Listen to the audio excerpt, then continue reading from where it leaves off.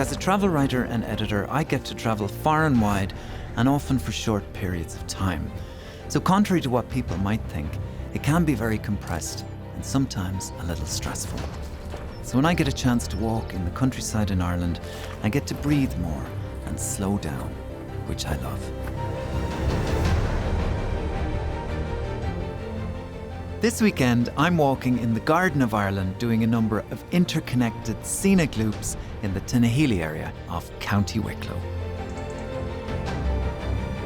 My name is Paul O'Connell and this is my Tracks and Trails.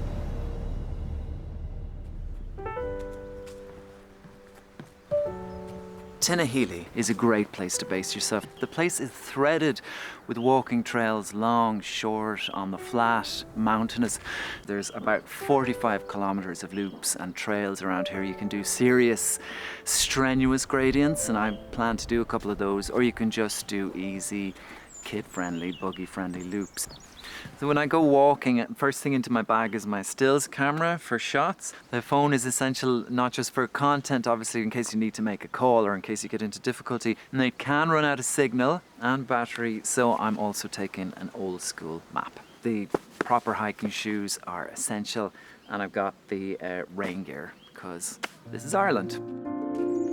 I'm going to start here at Tomnafinnogue. This is one of the last and one of the largest remaining mature oak forests in Ireland. I've never been, I can't wait to see it. I'm taking a slight detour before I start my main loops to check out this wood. It's one of the oldest in Ireland and it's full of ancient native oak. Locals say the land here has never been under anything other than forest, so there's a great feeling of nature here. A few years back there was a national campaign to protect Tomnafinnogue Woods, and as a result, it's now a special area of conservation. If you're walking here, the woods are very flat and family friendly. For me, however, it's more of a warm-up and a chance to check out the ancient oaks. How are you doing? How are you?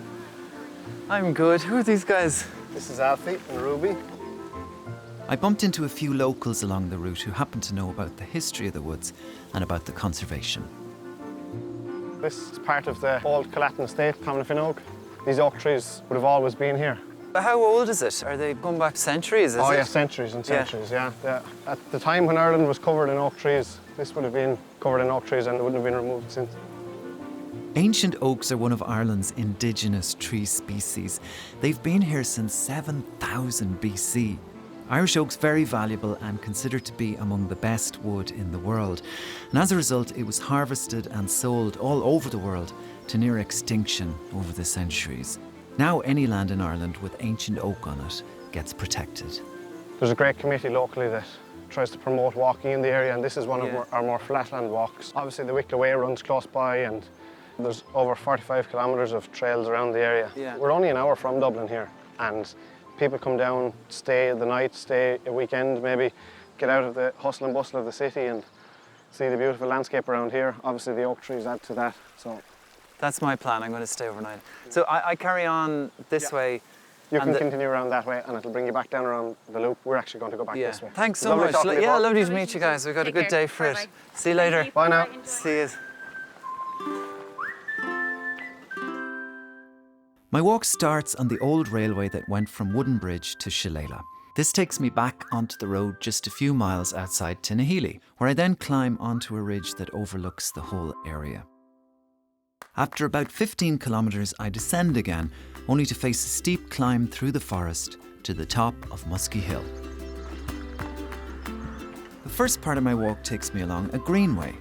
This used to be the railway line from Woodenbridge to Shilelagh, and it's been transformed in the last few years into a peaceful walk that takes me through farmland, woodland and riverside terrain. It's flat, easy and tranquil, a nice way to get going.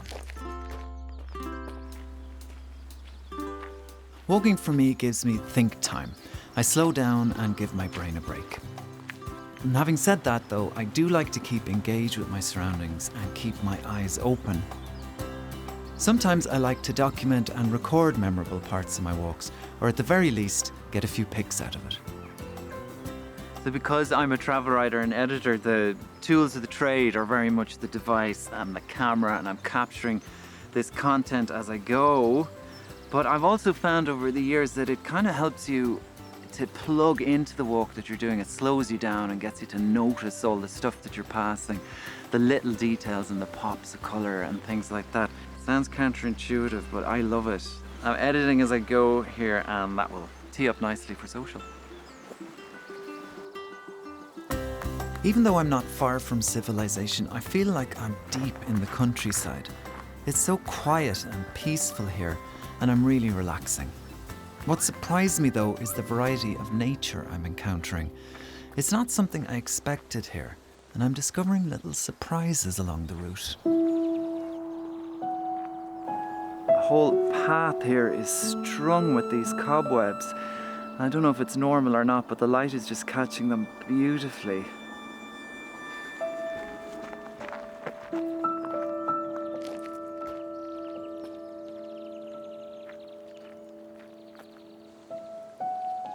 One of the things I love about the trail is the variety of trees and plants along the way and how much it changes as you turn the corners. And it's also full of deer. There's one just down the path here.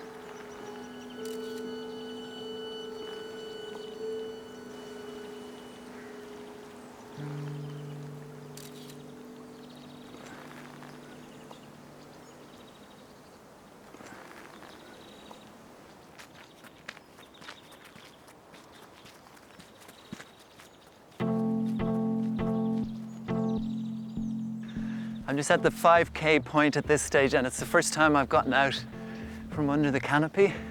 Given the kind of day it is, that's no bad day.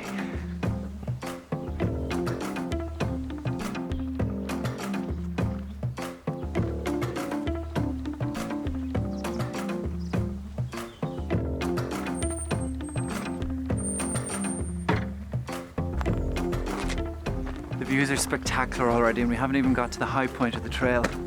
That's next.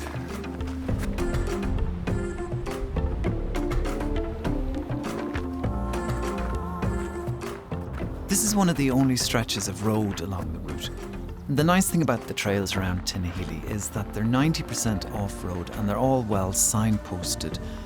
This section's only about 1 kilometre long before I get back to the off-road trails again.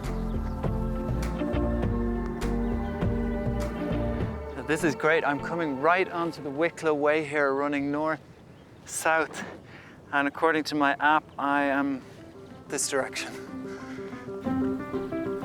The climb is getting gradually steeper, and I know when I get to Dr Macnamara's monument, things will get very steep. There's a new loop that's opened up here recently. Now it's only a slight detour, but it does take you up to a spectacular viewpoint. This new section of trail heads straight up. So you'll need good walking shoes, some sustenance, and a deep set of lungs to get to the top of this one.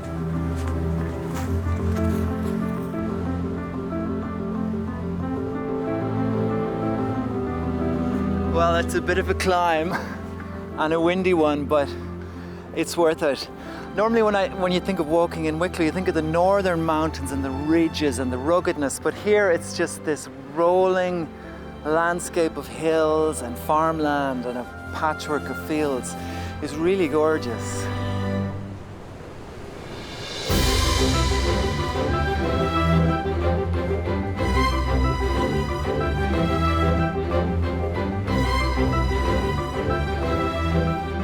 From here, it's level ground for a few kilometres, well past Mangan's Lane, until I descend back down to road level before I face the serious uphill trail to the top of Muskeagh Hill.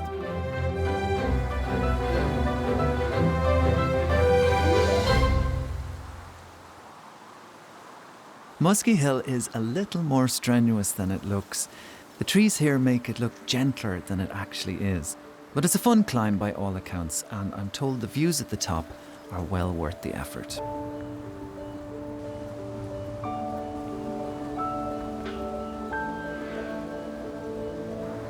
I was gonna walk just straight through here, but then I saw this sign I don't know if you can see it, they're handwritten fairy trail, and someone has put it in a couple of different languages. So obviously someone's been doing this on their own. And then further up here, there are a couple of dolls and a couple of fairy doors. And it reminded me of a tradition in the area where the woods, you'll be walking through and suddenly you'll find these little colours that pop. It's almost like something that will grab the eye of a toddler or a kid. So I'm going to stop and take a couple of pics and a couple of bits of video for social and see how they do.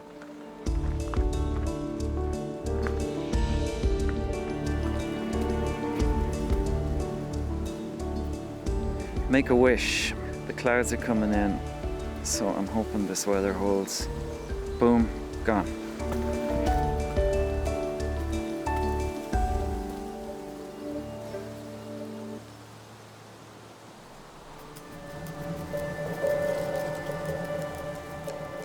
Muskeagh Hill is just under 400 metres high. The routes are easy underfoot. It's mostly pathways and gravel trails.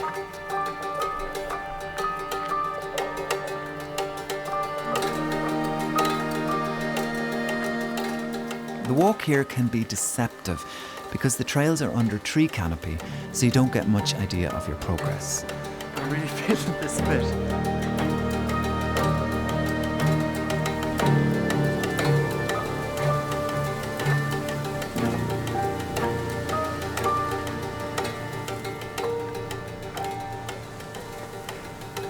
Wow, you can see from the tree line how steep it is. I got a bit of burn in the calves after that bit. I think I'm about 3/4 of the way. I'm gonna finish it off. This final stretch is one of the steepest, but it's easy underfoot, and it's nice to know the burn I'm feeling in my legs isn't for long more.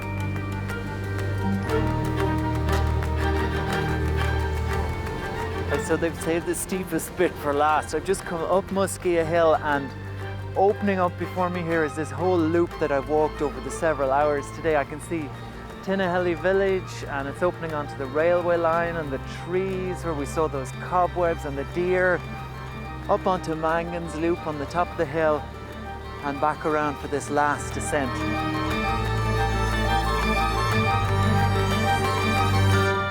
I'm going to drop back down into the village now for a good night's rest. I think I've earned it.